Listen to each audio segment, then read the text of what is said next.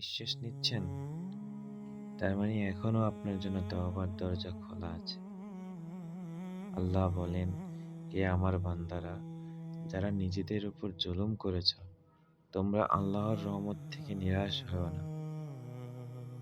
অনেকে ভাবে আগে ভালো হতে হবে, তারপর আল্লাহর কাছে যাব। যুক্তিটা আসলে উল্টা। আগে আল্লাহর কাছে যান, তারপর জীবন বদলাবে। তওবা মানে নিখুঁত হওয়া নয়, তওবা মানে ফিরে আসা। শয়তান চায় আপনি ভাবুন আমার আর কোনো আশা নেই, কিন্তু আল্লাহ চান আপনি এক কদম এগিয়ে আসুন।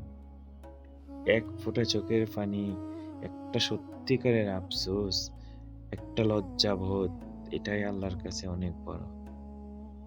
আজ যদি মনে হয় আজই তওবা করব, তাহলে দেরি করবেন না।